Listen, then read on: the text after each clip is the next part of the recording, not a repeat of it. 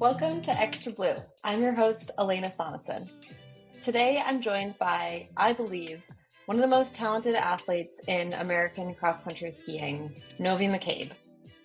Novie grew up in Washington's Methow Valley, one of the great ski communities in the United States. She was introduced to the sport by her family. Her mom, Laura McCabe, was a two-time Olympian herself. And from a young age, Novie seemed ready for the highest levels of the sport. She went on to ski for the University of Utah, where she became a three-time NCAA champion. Novie quickly established herself as a strong international skier.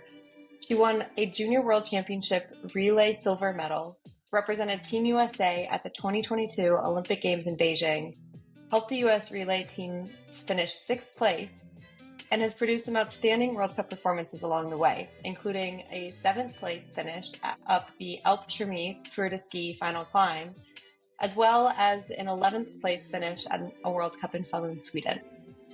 More recently, she qualified for her second Olympic team and represented the U.S. again at the 2026 Olympic Games in Italy this past season. But as you'll hear in today's conversation, the results really only tell part of the story. Over the last several years, Novie has quietly been dealing with a series of health challenges that at times have left her unable to race, unable to train normally, and searching for answers that still aren't entirely clear today.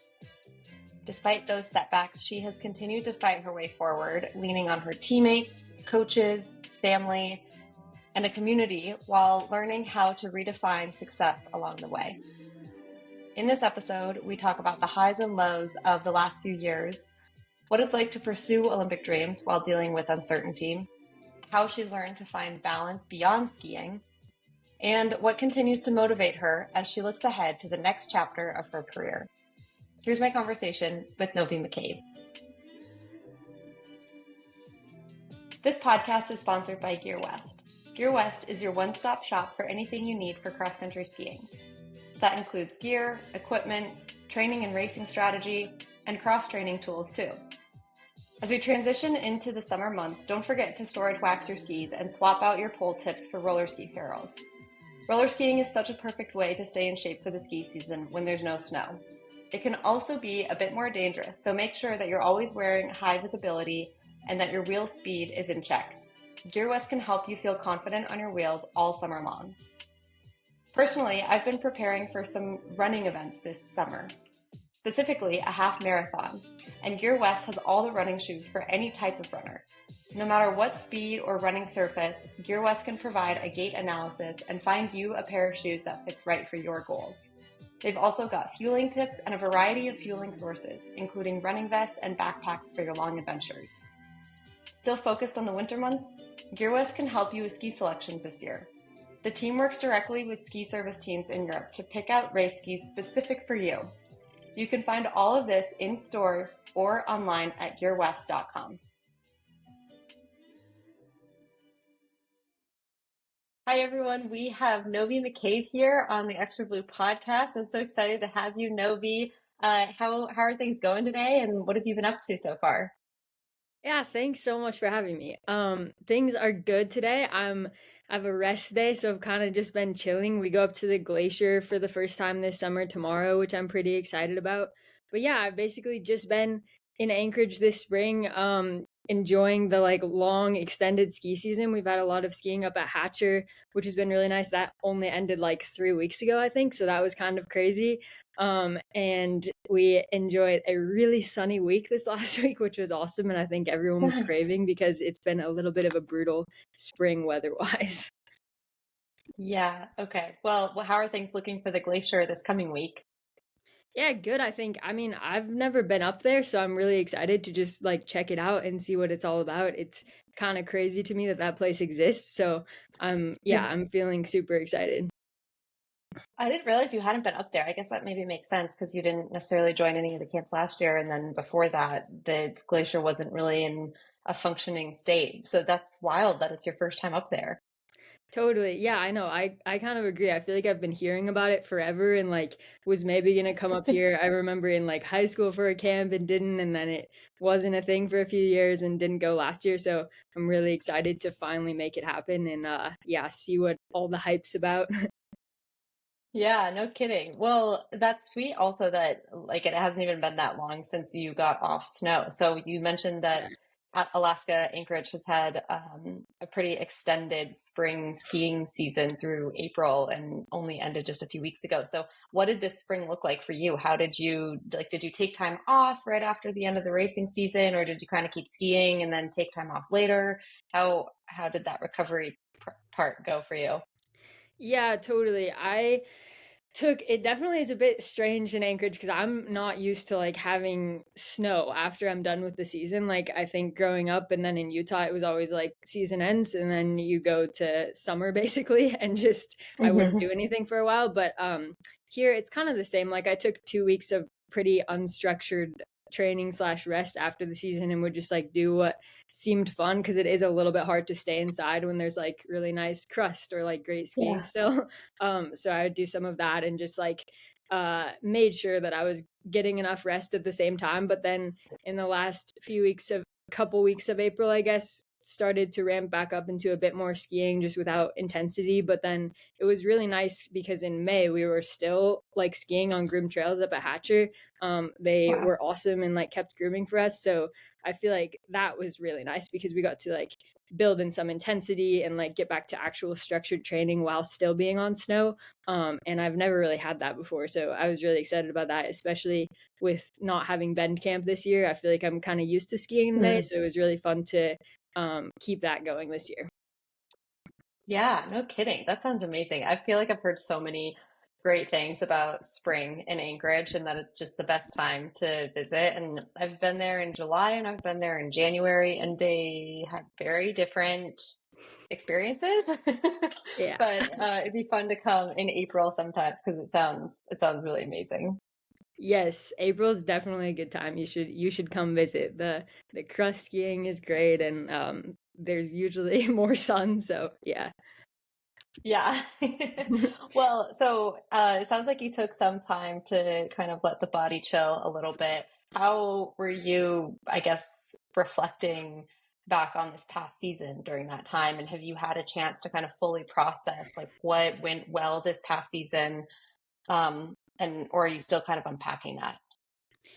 Yeah, I feel like I'm definitely still like thinking about it a bit. It was definitely felt like a strange season and just kind of unfolded um like not how I expected it to really. Kind of in a lot of good ways, but I definitely like started the season not really knowing if I was gonna race, and then kind of decided to like try out a few races and yeah, basically just at the beginning of the season I wasn't really thinking that I would be racing regularly, and so then when I decided to go to nationals and ended up getting some World Cup starts, and kind of just racing consistently in Europe from then on out, it was just like not super expected, and I guess I wasn't planning on that, and so it was, I guess, a bit more intensity and just a bit more of a normal season than I had planned for. And I feel like in the midst of that, I didn't have like a ton of time to think about that and how it was different from my original plan. And I was kind of just adjusting on the fly. But yeah, in general, I was really pleased with how it unfolded. Like I'm proud of how I raced. I didn't have any races that I was like extremely stoked on, like none where I was like that felt amazing, like I felt totally like myself and I'm really excited about that. But that's also just like, I mean, I feel like in general that's really rare. It's hard to have those like perfect races where you're kind of, in flow state, everything's just going great. So I feel like I didn't have any like standout races like that this season, but I think that's a lot to ask for even when you have like a perfect year of training. And so I was, yeah, just kind of really happy with the semi consistency and just like ability to race, and just the fact that I was kind of, yeah, able to like get out there week after week and put in some hard efforts, because yeah, that just didn't really seem like it was going to happen before the season started. Yeah. I think that for many people who maybe don't know the background, they might look at results or, anything on paper and just see like, oh, Novi is racing great and no big deal, right? It's just kind of normal, normal results, but Yeah. considering kind of the background and what you have been going through the last couple of years that we're going to kind of dive into a little bit, I guess, does this past season have any like more meaning to you than, like you said, there was maybe never a result where you were like, wow, that was the most amazing result, or like that was the flashiest Yeah. on paper result I've ever had. But how does it feel like just meaning wise and purposeful wise? Yeah. Yeah, I think it feels a lot more meaningful, like looking back on it. I think I was honestly like, I had quite a few races where I was like really bummed and just like, this is not how I want to be racing. And I would be quite disappointed in my results on World Cup. And it was hard to like, even when like in that moment, I could be like, okay, but this is actually like pretty solid. And I didn't really expect to be racing in the first place. So I can be proud of that. But yeah, it's easier now to kind of look back on it and really zoom out and be like, I am proud of how that went and what I did with a lead up that was less than ideal. And I think like mostly proud of just like um, kind of how I handled it mentally and how I was able to kind of build some confidence and and keep going when I didn't really have the training to back that up confidence wise. Like I couldn't be like, oh well, I did this in the summer and I'm like so happy with how I trained and really feel like things are going to go well. Like there wasn't really any of that to fall back on. So I am proud of that because I feel like I usually have gotten most of my confidence from like how hard I worked and training and that just wasn't really the Mm-hmm. case. So yeah, I am proud of it in a lot of ways. Yeah, I feel like sports like 101 is when you feel nervous before a race or you are just or anxious or anything, Yeah. a sports psychologist might tell you to think back on all of the hard work you put in over the summer and what you did to prepare for this and just use that as a confidence building exercise and know that you have the ability to go out there and have a great race. And I feel like, well, I guess I can't even imagine then having to build up that self confidence when you haven't had a great build up and you don't necessarily have those the same tools that you're used to having in your toolbox because it hasn't been the same like training season that you're used to. And so I feel like that would be really hard to just keep the mental toughness throughout the season then. Yeah, totally. And I mean I actually like talked with my sports psych about that quite a lot and I feel like it sometimes helped me to think about like yeah, like in the summer I the training, like the specific ski training did not look really at all how I wanted it to look and I wasn't able to do what I wanted to, but I think to kind of help cope with that, I tried to put a lot of energy into like other things like rest and recovery and nutrition and like working with my sports psych more and kind of doing these other Mm-hmm. things that I could kind of twist into um being like okay, I feel like that will maybe like give me a little bit of an edge or maybe like the more marginal gains things I focused on Yeah. just a bit more and I don't know if they actually helped but I think it was like mentally nice to be like okay, yeah, maybe I didn't do whatever in training but I like did do this extra thing to help prepare myself for this moment and so I could kind of think about that a little more, which was nice.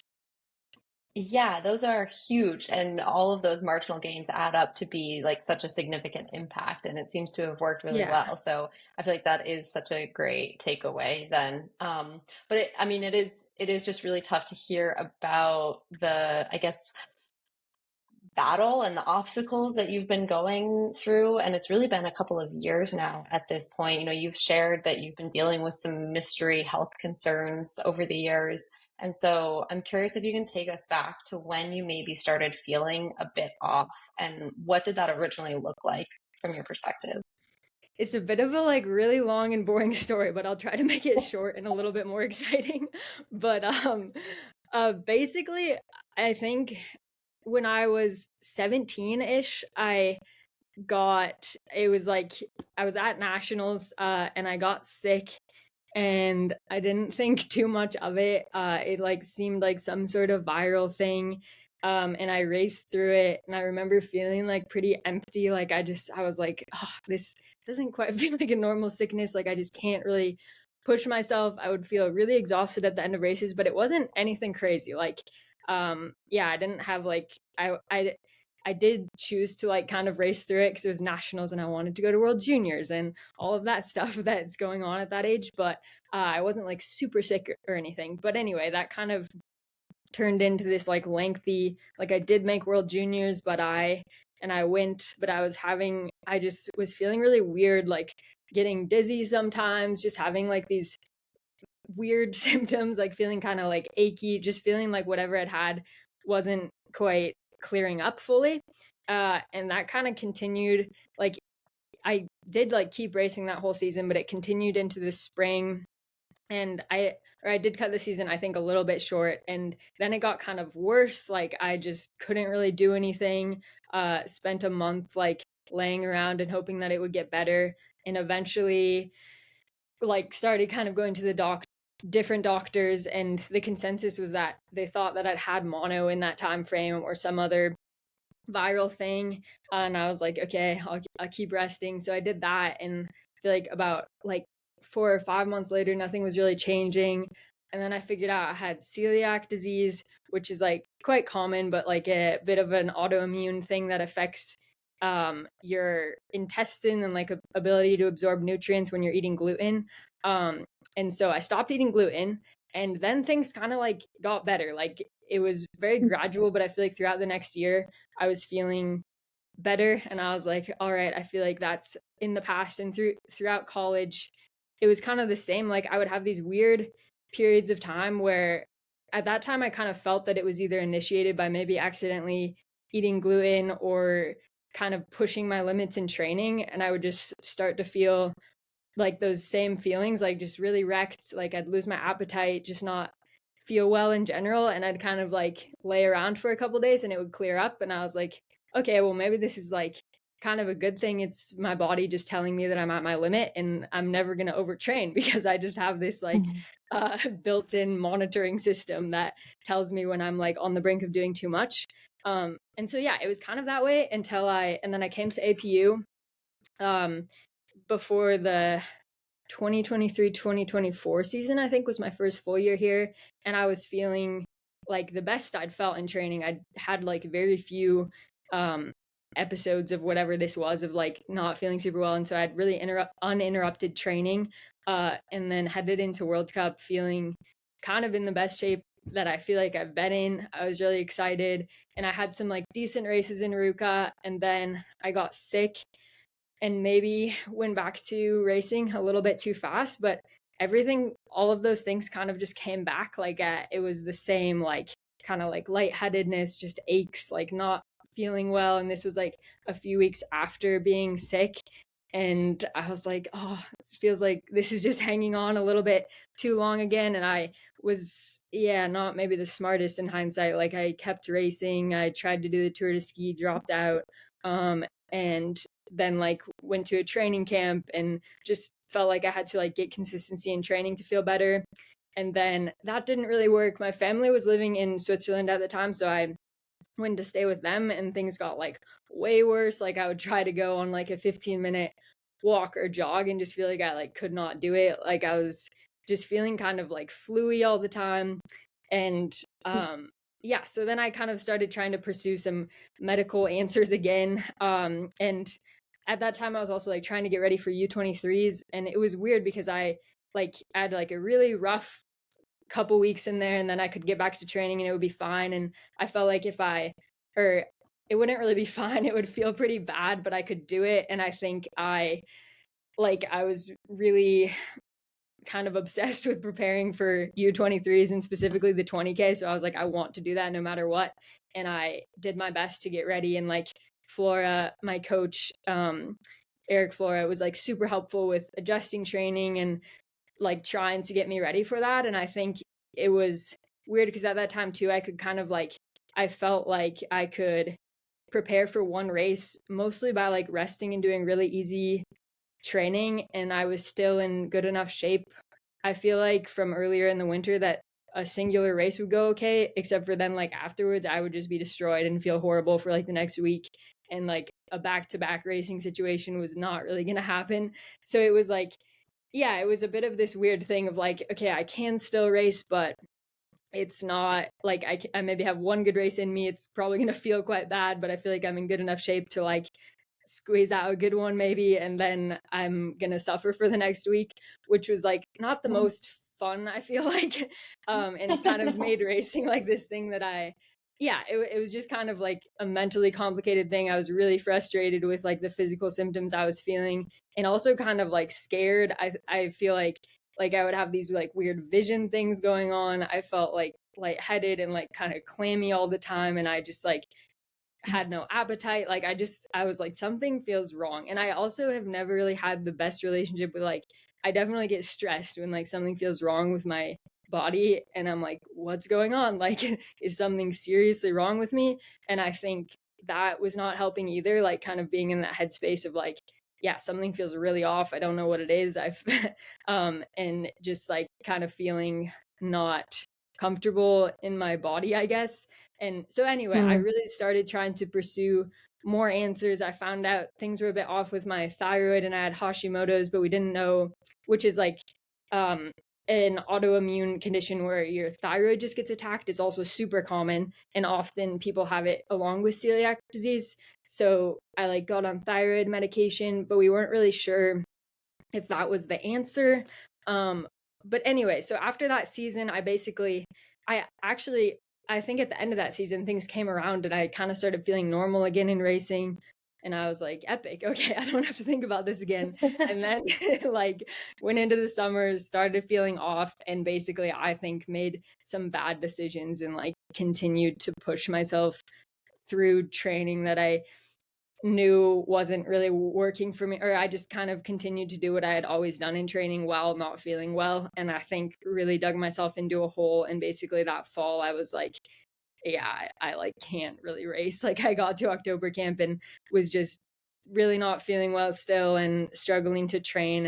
And then I kind of made the decision to take that next winter off and focus on trying to figure out what was going on with my health. And I think, yeah, and basically like I spent a lot of time like visiting different doctors and specialists, and we kind of went down the route of a lot of doctors were saying, oh, this seems like something is like autoimmune is going on, because you have these other like minor autoimmune things, and it seems like it's really like episodic and then like clears up and then gets worse and clears up. And so I spent a long time like getting referred to different specialists and rheumatologists and like all these different people who were like, yeah, something seems a bit wrong, but like we don't really know what it is. And then that kind of culminated in trying to go to Mayo Clinic and like seeing a bunch of different doctors there who kind of thought that it was maybe a combination of some post-viral chronic fatigue and like the Hashimoto's and refractory celiac stuff I had going, because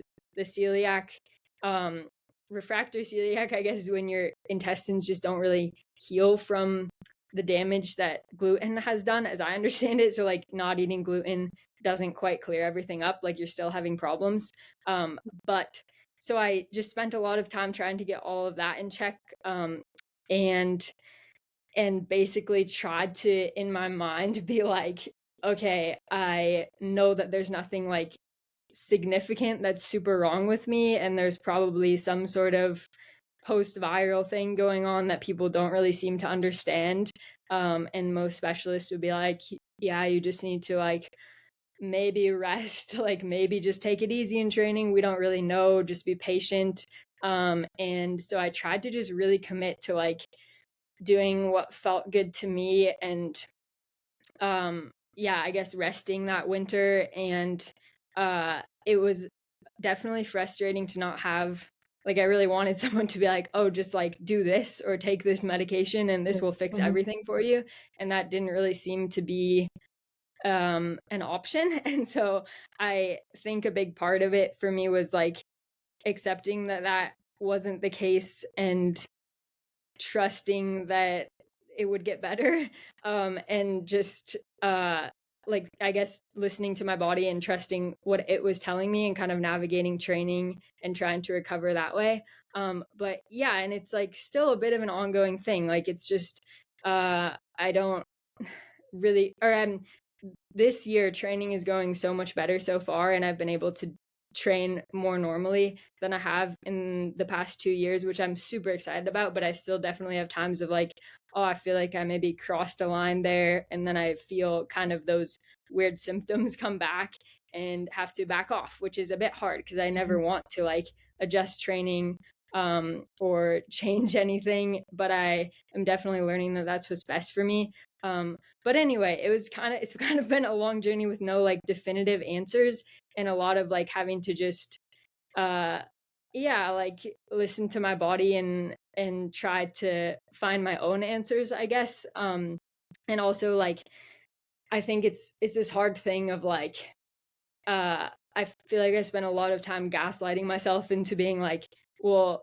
nothing is like definitely wrong with you, so like you should be able to like train normally and race normally, and this shouldn't be an issue. But then there's like a balance between that and like not always telling myself that, oh, something is super wrong with you. Like I feel like I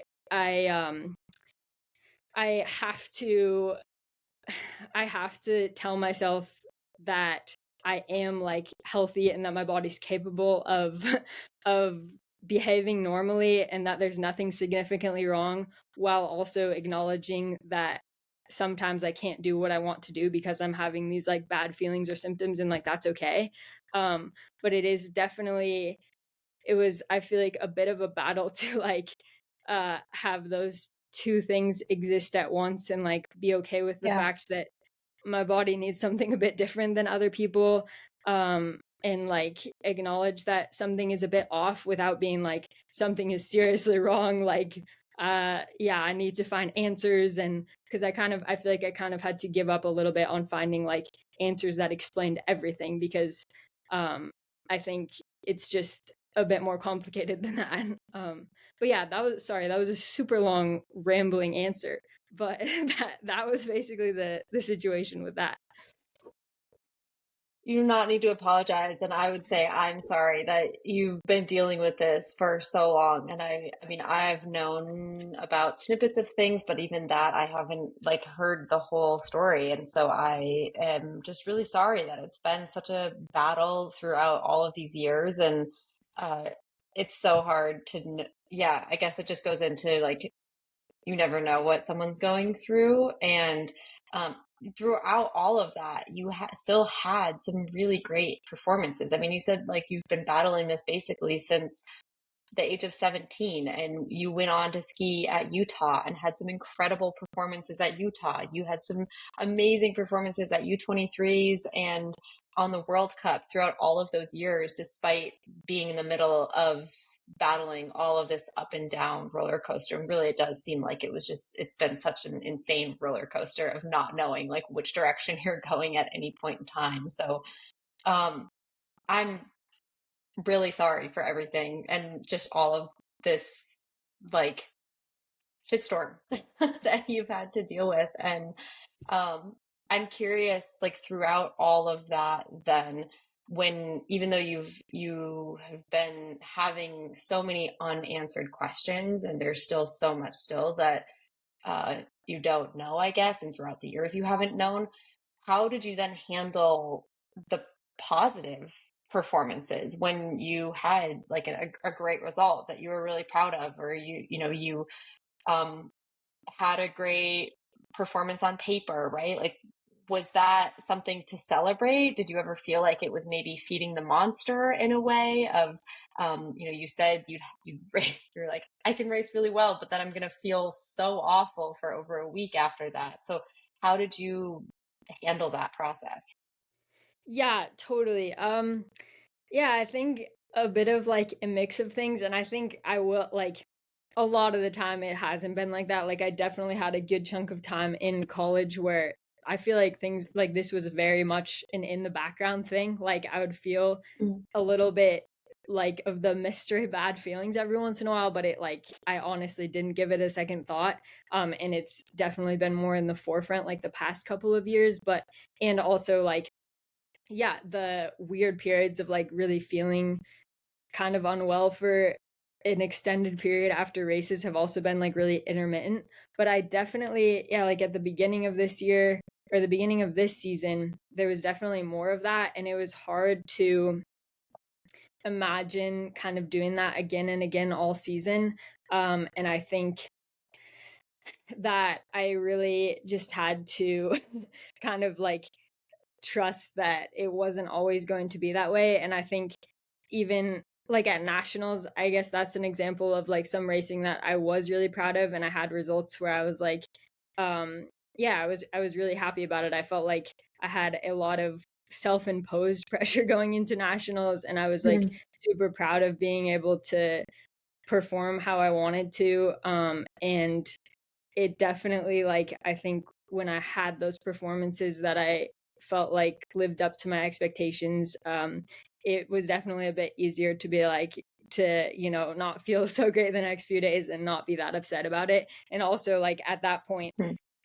I was definitely like, it was a bit of a like, honestly, linear progression out of like really struggling post race. Like in the season openers in Alaska, like, I don't know, like the whole night after the race, I would just be like, oh my God, like I feel awful. I was like throwing up like 8 hours after races, and just like, I was like, what is happening?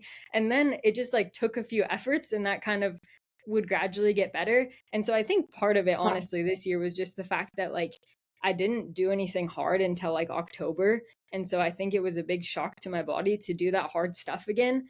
And so I think Mhm. that it was, as the season went on, it became easier to trust that that wasn't always going to be a problem. And with the good results, I think I was able to, I feel like I honestly, like, the good results definitely made it easier to like maybe endure the like slightly bad feelings post race, but also like trust that things were moving forward in a way that I was like happy about, and like I was feeling like it was okay to race at that point, I think. Because it was hard originally to not be like, yeah, I shouldn't be doing this. Like this seems like it's bad for me because I'm getting all this like feedback that it seems like my body does not like to do this. But like by nationals and the times that I was having like some results that I was happier with, that wasn't so much on my mind, I guess, which made it easier. Yeah. It sounds like because it's been so up and down and kind of a roller coaster and you never really know what to expect, it sounds really confusing, right? To Yeah. know what to do about it. Like when you have these moments where things start to feel a lot better, do you take them and run with it? And, whether that be in training or in racing, or do you realize, okay, I got away with murder there, but I need to back Yeah. off and make sure I recover here? So, how did you um, make those decisions, I guess, on like when to go with it versus when to Yeah. be proceed with caution? And how did you also then lean into like your support system around you to help make those decisions? Yeah, I mean, I think my support system has been huge with that, and I'm just really lucky to have like so many great resources, like access to a lot of really good doctors through the US ski team. I have a coach who is amazing and like really great with helping me work through all of it. And so that has been huge. And I think like it has been more of the like yeah, like realizing when I've overdone it a bit or like gotten away with something, and then kind of backing off or pushing on the brakes a little bit, rather than like doing something and it going well and then just continuing to push on the gas, which is like something I think I've had a bit of a hard time with getting back into more normal training. Like I just, when it's going well, I just want to keep pushing and pushing. And so it's nice to have those Hmm. people, like my coach, who are like, no, like that month went well or that week went well. Let's just like keep doing what you're doing and not like keep going full gas. And I think without those people, I would like really struggle, and there would be a lot more ups and downs, especially now, because I feel like I have kind of found a good like balance and baseline. And I think it's nice to have those people like keeping me in check. And I think it's also like I've heard like, yeah, I don't really know exactly what has been going on with me, but it seems like maybe there's some like post viral component of some sort. And I've definitely, which is like seems quite common in the endurance athlete world. And I've definitely heard from other people who have dealt with similar things that like yeah, like when they overdo it, like the symptoms or like bad feelings kind of come back sometimes, and just like talk to other people about ways to kind of limit that and kind of progress slowly and in a way that doesn't lead to like a roller coaster of ups and downs, because I've definitely noticed that if I'm not careful, that's kind of what happens. But yeah, the support system, I guess, has been the main thing that's been huge for me with that, and just like having those people who will tell me like, no, like you shouldn't do that much today, or you should do a bit less, because I definitely struggle to do that myself, which is like something I'm working on, because I know I also like need to be confident in making those decisions and like sticking Mhm. to them on my own. But it's really nice to have people who kind of tell you that it's okay to do a bit less, or like that your plan is going to work. Yeah.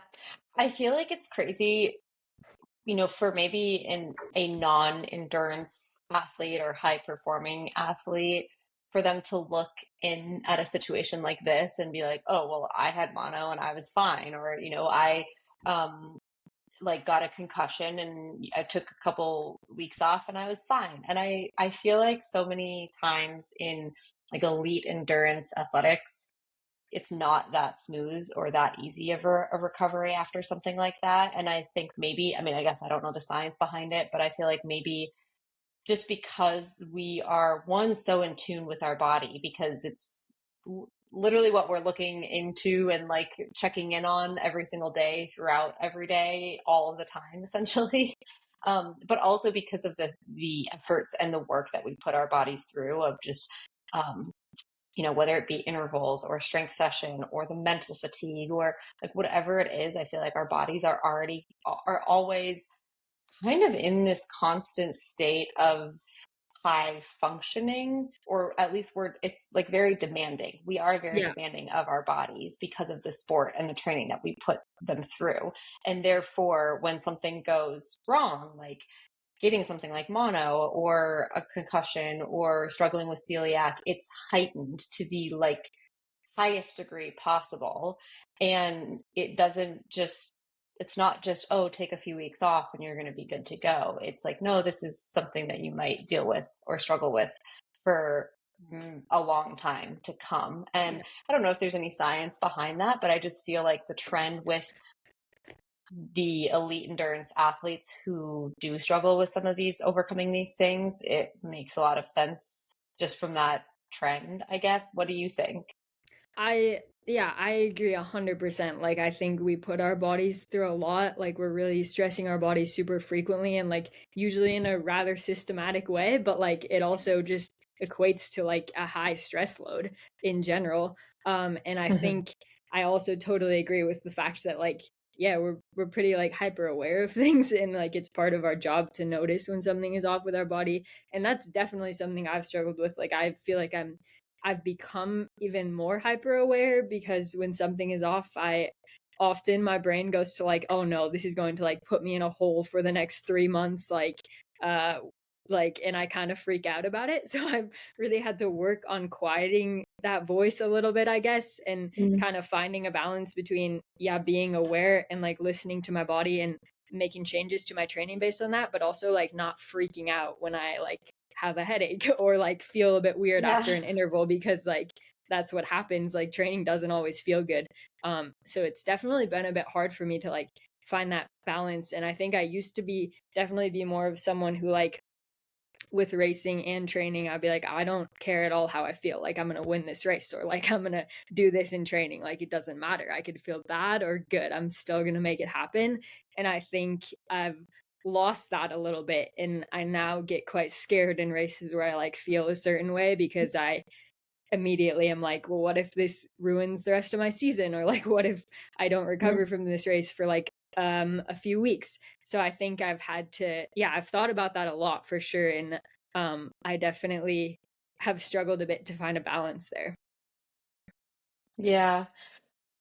And I feel like it's especially hard when this is something that it's not like you obviously don't take ski racing casually, right? It's something that has been part of your life since you were very, very young. And I know that like it's very close to your family and it's something that your entire family does.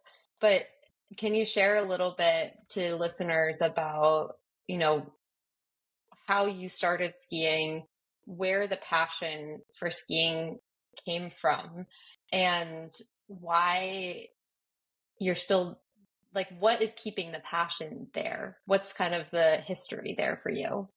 Yeah, so I grew up in the Methow Valley, which I think I often hear that it's like the largest trail network in North America, but I think there's some debate on that. But there's a lot of skiing in the winter. So it was something that I grew up doing. My mom was a skier, and so she kind of got me on skis basically as soon as I can walk. And I think what really like got me into it was the fact that my family did it, all my friends did it, and I just had so much fun doing it. Like I would go to practice and play games with my friends, and it was the best. And like most of my friends, our moms would get us all out like training in the summer, like backpacking and just doing like any kind of mode of outdoor activity. And we had so much fun doing that. So it was basically just at the beginning, just like staying active and then skiing in the winter. And I think the reason that it morphed into something that I like really cared about and wanted to be good at is that I just had so much fun with it and like looked forward to going on race trips with my friends so much. Um, and yeah, it was like a huge part of I feel like what made my childhood so fun. And so then I think now it's still the same. Like I feel like not being able to like train how I wanted or race a couple of years ago made me really appreciate like just the everyday parts of skiing and getting to be a ski racer now and how fun it is. Like I feel like I still have so much fun with that, and it also still feels like something I just get to do with all my friends. Like it's so fun to go to AP practice every day and catch up with everyone and like have a good time. And I think at the same time I really feel like I don't feel like I've reached my potential in skiing yet, and I feel like I have a lot more to give to it. So I think that's kind of at the root of what makes me want to keep doing it now and keep going back to it. Like I want to be a really good skier, and I don't feel like I've reached a lot of my goals yet, so that's really motivating to me. Hmm. And how do you feel like if you take kind of skiing, how does it fit into, I guess, the Novi the human? Um, do you feel like it is just a huge part of your identity and personality and happiness, or how does it balance out with kind of the rest of Novi also? Yeah, I do feel like it is and has been. I feel like I've gotten a little bit better at like having other things in life that I'm really passionate about recently. And I think I was a little bit forced to do that, like when I had a winter without skiing, because I just, yeah, didn't really have anything I was excited about and was like, I kind of need to change that. But I definitely feel like it's been a big part, maybe too much of my identity in the past. Like, I think, especially when I went to college. I mean, I went to Utah and it was the best. But I definitely did it in a very ski centric way. Like I was like skiing is kind of why I'm here. It's what I want to be doing. And like, yeah, I tried hard in school and like did my best, but I took most of my classes online so that I could travel for skiing. And like basically like I kind of put skiing first all the time. And I think that really started, or I mean, I think I was doing that in high school as well, but it continued through college. And then I moved to Anchorage and put even more time into it. And so up until like the winter that I couldn't ski race, it basically was like kind of all I was doing and thinking about, I feel like, and like the main thing that I was super passionate about. Um, and I think yeah, it's tough because obviously when you're like, when you care about something so much and are really excited about being the best you can in a sport, like you kind of have to put a lot into it. Like you can't have perfect balance between that and other things in your life. Like a lot of your attention has to go to that thing, in my opinion. But of course, you also need like a little bit of balance. Like you need the other things. And I think yeah, one major silver lining of not being able to race 2 seasons ago was that I kind of found other things that I really like to do, and like realized that it's really important for me to put time into those things. So like spent a lot more time like cooking and doing some art and reading and like doing all of those kind of, yeah, things that are like quite common, but I feel like I haven't like put as much time into actually getting excited about in the past. So I do feel like a bit more balanced in that way these days. And Mhm. um, yeah, like just that, like I have a few more things I'm excited about in my life, and I'm doing school at the moment, which is also like helpful in that arena. So yeah. Can you share any fun like recipes that you've been cooking or books that you've read or like what type of art have you been getting into? Recipe wise, gosh, I don't remember the name of but I've been getting really into gluten-free bread baking. And Oh, so nice. like I do a lot of that every week. I feel like honestly, I'm not like a great cook or anything, but in our house it's mainly like I do the cooking and Luke does the cleaning, which I feel like I have the way better Nice. end of that deal, but I really just Yeah. like finding fun meals for every week and like planning everything out and spending time in the kitchen because it does kind of feel like the only time apart from training where I'm like not on my phone, like fully focused on something that I'm like doing. That's Hmm. like, and I don't have those distractions, and like I can just, yeah, just focus on cooking, I guess. So I've had a lot of fun with Hmm. that, honestly, because I feel like uh, I didn't really view that as like a hobby before, just more of a chore. Um, Yeah. but yeah, and then book wise, what am uh I feel like I didn't really love the last book that I read, but I've started reading Educated, which is good. I'm not that Oh, far into wow. it, Oh my but gosh, that's yeah, amazing. yeah. So yeah. Um but That's yeah, and then art-wise, Luke and I recently have been painting on some like old records that we I think I ordered them on oh, Amazon at some point, but they're kind of fun. We had a friend like give us one. It has like a painting of a boat that's been hanging up in our house for a while, and I was like, that'd be kind of cool to try. Um, so we've oh, been that's doing so some of cool. that. But yeah, Nice. That sounds really nice. I also um am typically the one who is excited to like meal prep and plan out the week and then cook. yeah, And then I'm like, okay, Thomas, you can do all the dishes. I'll see you totally, later. yeah, Just clean up my mess. And we're both very happy with totally, the way it works. And I feel like we both get the long end of the stick in our own way. So yes. that's kind of nice. Yeah, very cool. Well, so going back, I guess, into kind of the time when you weren't able to put a ton of time and emphasis into training or racing, you had that season where you really didn't do much racing. And um, I'm curious then when you're going through that and you aren't able to pursue your main passion, you kind of talked about the things that you did to distract yourself and find this other balance in your life, but were there days when you genuinely were concerned? I don't know if I'm going to be able to get back to skiing. Yeah, I think definitely. And honestly, like especially at first, honestly, for most of that winter, I was not very good at like doing the things to distract myself. And I think I was definitely like struggling mentally, a little depressed maybe, and just like not really motivated to do anything.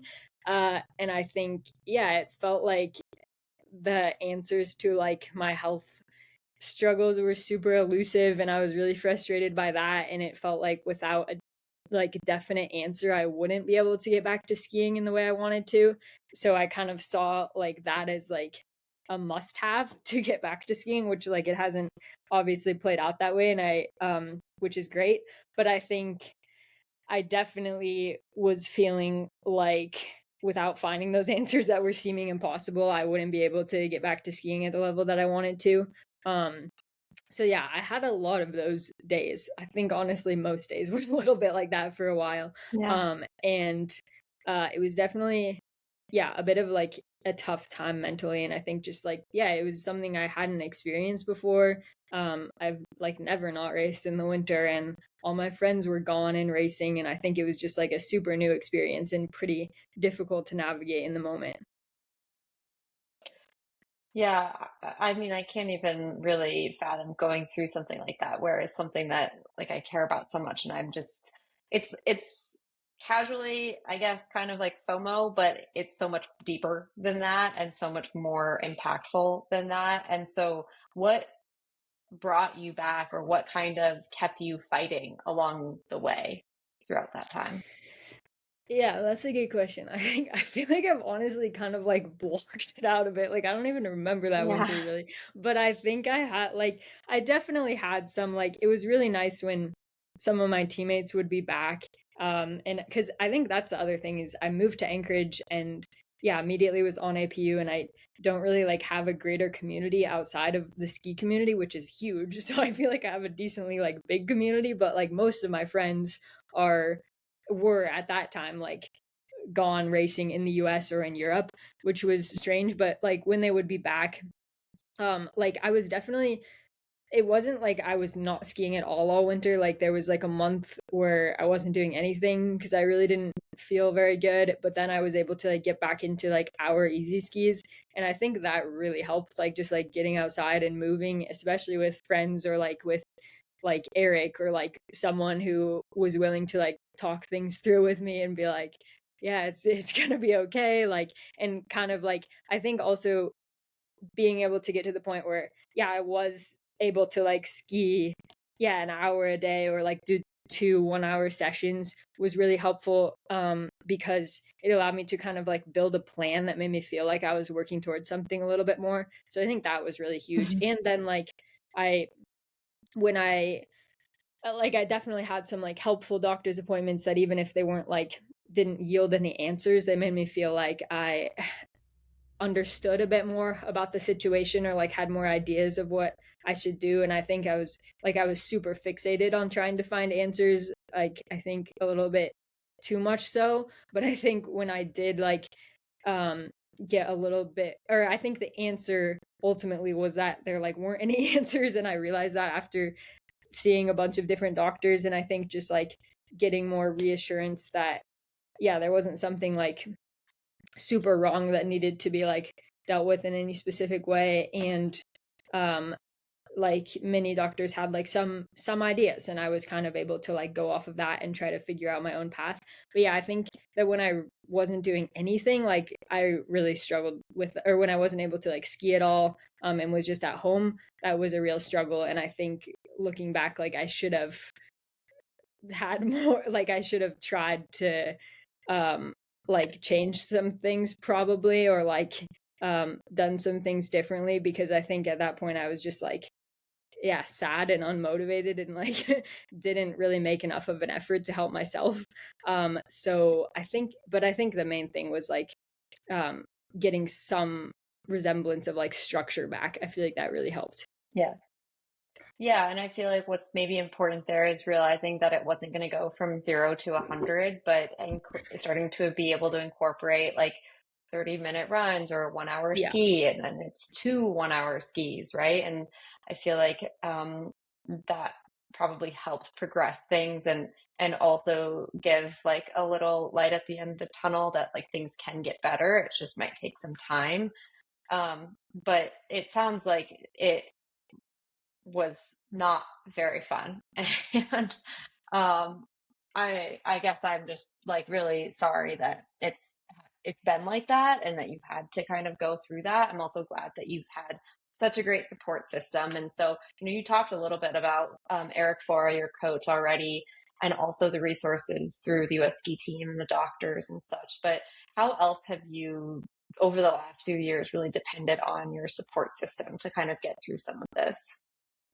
Yeah, I mean, I think in a lot of different ways, like Luke has been hugely helpful. I guess obviously like he is the person I'm around the most and he's just been like super like I think in the times where I felt really unmotivated to like do anything about things or um yeah, like make another doctor's appointment or like help myself in some way, like I think he was just really good about kind of yeah doing that for me sometimes honestly and like getting things moving and like motivating me to keep looking for answers and figuring things out and so I think that was huge for me for sure and I definitely spent like I think another silver lining of the whole thing is I spent way more time with my family than I have in a long time because I wasn't like especially that winter that I wasn't racing um I had nothing else to do. So I was like, okay, I'll go home for a bit. And that was awesome. Like I think yeah, being able to like talk to my mom and sister and people who know me well and like fully believed that things were going to be fine. Because I think a lot of times, like, I mean, I know that from the outside, when people are in situations like this, like, I, yeah, feel super bad for them. And at the same time, I'm like, I know they're gonna like be fine. Like, they're gonna figure things out. Like, they're, strong and gonna make it through this. And I think I didn't really see myself being able to like get back to skiing how I wanted to. And I think being around people that like saw that as like something that was definitely going to happen eventually was really helpful, and made me feel a lot more hopeful about the whole situation. But yeah, the whole thing like definitely made me realize the importance of like just maintaining all the relationships that I'm so lucky to have. And so I feel like I was super lucky to be able to like lean on friends and family a lot. Yeah. You said now that you've kind of almost accepted that there might not be answers. And the answer is kind of that, like, there isn't an answer in a way. So I guess with that, also, you've had a bit more positive momentum the last couple of months in this past season. So I'm curious, how have you been feeling physically and mentally since, this season? And, Yeah. you talked about your spring a little bit so far, but like, how are you really feeling about it all going forward too? Yeah, I'm feeling like definitely quite hopeful about it. Like um I feel like I just really want to get back to, or I feel like I see myself being able to kind of get back to the point where I was in college, where like, yeah, this is maybe something that impacts training every once in a while, but it's like not a big deal. And I really kind of learn my limits and know how I can train effectively while this is still maybe going on a little bit. Um, and so I think I'm really hopeful that I can get there, and it just might take a little while again. And so far this spring, I've definitely been feeling a lot better than at this time last spring. I feel like I had my most like normal month of training last month, which was awesome. And I definitely had one of those times of I got overexcited and I think pushed it a little too far. And um maybe set myself back a little. I've been not feeling quite as good like the past week or so. But I at the same time, like I almost am glad that that happened, because it's nice to like feel not quite as good and um have to kind of adjust some training sessions and not feel like super thrown off mentally by it. Like, I feel okay about it, and I trust that this is gonna like turn around again. And I feel like um yeah, I can I can kind of like see the big picture more than I've been able to in the past. I feel like sometimes in the past, when things have been going better and then um they kind of start to go badly again, I really like freak out about it a little bit and just like immediately think worst case scenario and get really frustrated. And I feel like this time I've been able to stay a bit more zoomed out and like rely on the things that I feel like have helped in the past. Like, I've definitely spent a lot of time like doing some wellness things that I've like never really thought about in the past. Like, I got super into like meditation and breathing and like all of this stuff that I feel like helps me relax and recover, and just kind of like calms me down. And so I feel like now I have those kind of tools that I can turn to when I feel like I'm going through a rough patch. And it feels a bit more automatic to just like immediately turn to those things, talk to Eric and adjust training, rather than like go down this rabbit hole of like, oh my god, the whole year is ruined, what do I do? And then kind of take a while to get there. So yeah, mostly things are going a lot better, and I'm feeling like hopeful about where things are at. And I'm really excited to like go to the glacier and get in some training that I was really sad to miss out on last year. So I'm feeling optimistic about things. Yay. Oh, it's gonna be so fun. I hope that the glacier has great weather for you. I know I've seen Thanks. I've never been up there, but I've seen and heard plenty about the Eagle Glacier, and it's either the most amazing conditions ever or the most horrific weather you've ever experienced. So fingers crossed it Totally. goes well and is smooth. Thanks. Yeah, I know. Um, I'm really crossing my fingers as well. Yeah. Well, I just have two more questions for you, and then I'll let you go and enjoy the rest of your off day. But what does success look like for you this summer and fall? And then also, what does it look like in the winter for next season? Yeah, I think this summer and fall success looks like not rushing things and just continuing to like gradually work back towards like normal training and being and like which I guess like I would define normal training as like consistency in training and being able to handle a bit more volume and intensity than I have in the past couple of years. And I think like I know that there will be some ups and downs with that, but I feel like I would view it as successful if I'm able to like respond well to the ups and downs and keep adjusting like I feel like I have in the past couple of weeks and not just kind of like putting my head down because I think that that's what's going to get me the most consistency. So I think like um yeah, I think my goal is just to like find consistency in training this summer and fall and kind of yeah, keep the ball rolling with that. And then I think this winter honestly probably similar, like I really just want to get to a place where I can like consistently be fighting for like a top 20 on World Cup and feel like I'm a bit more in the mix rather than like gun goes off and I'm dropped immediately. Like I just want to feel like I'm more in the fight than that. And so I think yeah, just feeling like I'm more in the fight in those races would be awesome and is kind of my goal for the season. And obviously I don't know if I'm going to World Cup in period 1 yet, but I hope to be over there at some point in the year.